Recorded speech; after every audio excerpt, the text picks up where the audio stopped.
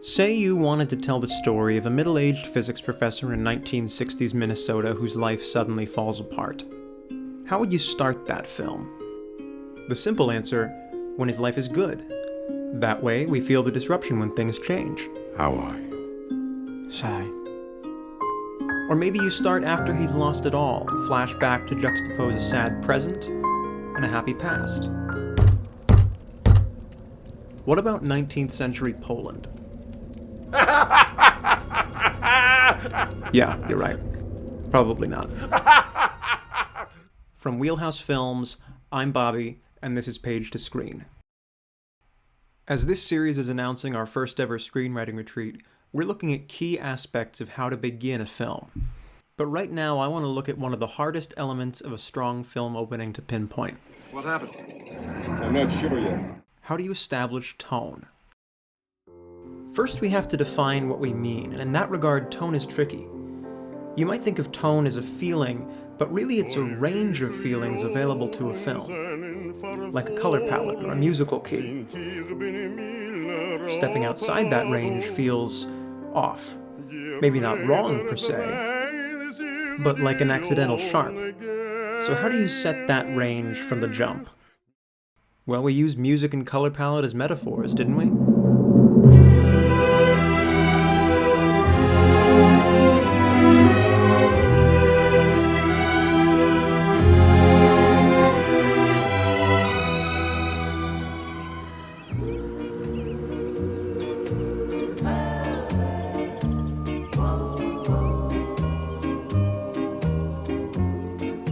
She wore blue velvet.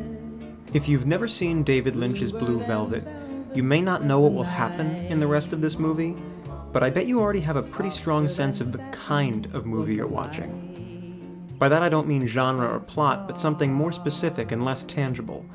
The dusky curtain fading into a too blue sky, the moody strings replaced by cheerful Roy Orbison, the roses in the fire truck outredding each other. It all adds up to a sunniness that feels fake. It's too happy. Maybe that's just me, but when you spend this much effort saturating an opening with this much smiling small-town Americana, of course it's too good to be true. You may not know what happens next, but you know there's a darkness right below the surface.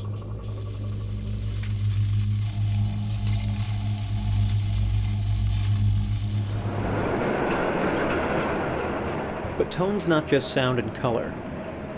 Here's an experiment. Shoot a scene of a young man in a crowd stealing from a woman's purse and getting away. You can only use black and white film with no music or dialogue. Can you make one film slick and the other somber? One brash and the other ashamed? One cramped and the other lonely? In Sam Fuller's Pickup on South Street, two men leer at Candy on a crowded subway. People sweat and jostle. It's all very close. The crowd forces Candy and Skip against each other. Intimate blocking in a public setting. But just when it seems like they're flirting, sexual tension becomes theft. Then theft becomes pretty darn sexual.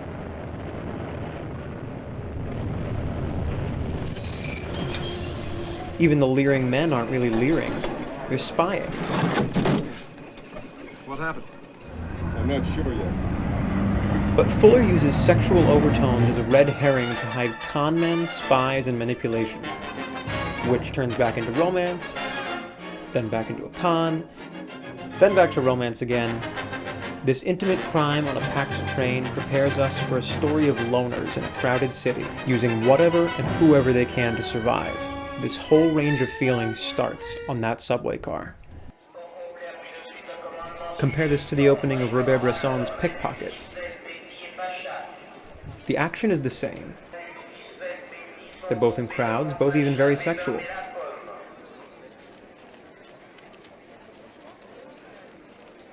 But the tone is completely different. Bresson treats theft with guilt, trespass, and a hint of thrill. The long stillnesses tune us to notice any movement, however subtle. Just the snap of a purse can make us, like Michelle, jump. Instead of a confident pro out to make a crooked buck, we have a kid, as scared as he is arrogant. Instead of sex as a smokescreen, we have sex as a vocabulary to describe what theft is to him. So how does that add up to tone? We've been talking in mechanical terms about these scenes, but there's action, and there's how the film treats the action. The action here is almost identical, yet the choices of setting, pacing, perspective, cinematography treat these scenes as to create wildly different feelings. Je n'avais plus les pieds sur la terre, je dominais le monde. Try as I might, I can't articulate how, exactly, these small choices add up to tone, but that seems to me as good a definition as any of what tone really is in practice. Mais une minute après, j'étais pris.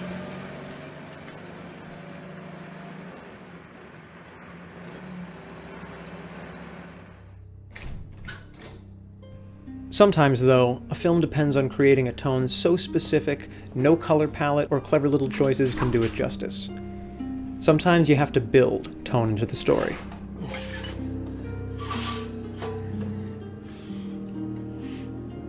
So let's return to the modern masters of crafting tone, the Coen brothers. Don't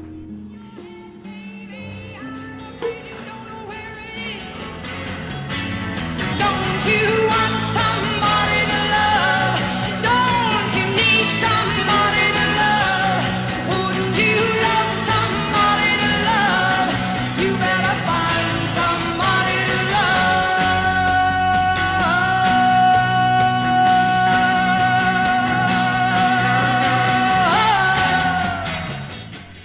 Now, the Coens are famous for mixing tragedy and comedy until they're indistinguishable. But in A Serious Man, they're doing more than blending emotional registers. Their schlemazel hero, Larry Gopnik, spends the film searching for answers, trying to wring some certainty out of an inscrutable world, wondering, What's going on? What's going on? What's going on? What's going on? how do you get a viewer to feel, not just recognize, but feel, something so abstract?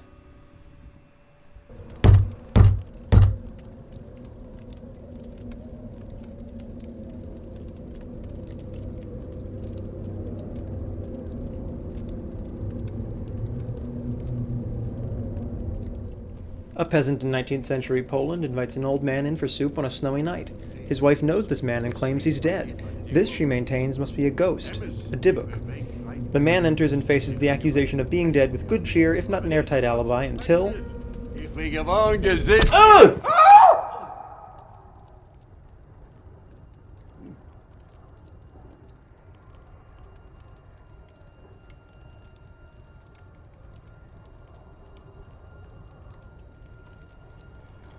There are more explainers about what this scene means than I can count, and I get why.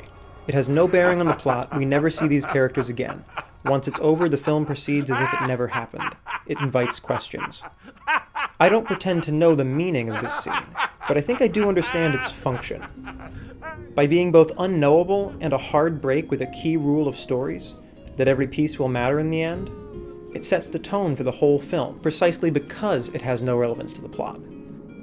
It wrong-foots the viewer, saddling them with something they don't and maybe can't understand. It puts us in Larry's shoes, lets us feel his existential confusion. We, like him, expect a certain order to the film's world, and breaking that makes us ask the authors, What's going on?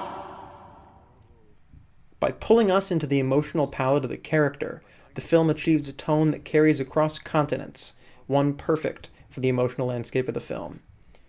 After this scene, the Coens start the plot from scratch. But the tone is here to stay. Ich feel besser als ich will gehen.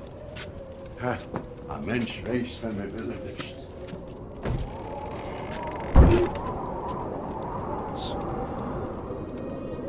Morgen wird ein gefällender Mess.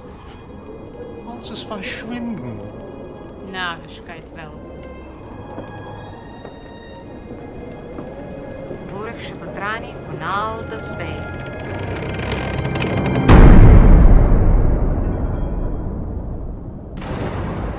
If you like this video, I can think of 3 things you'll love. The rest of our Page to Screen series, our free monthly newsletter, and if you like the beach, our Cape Cod screenwriting retreat launching this fall. Find all the above at wheelhousefilms.com.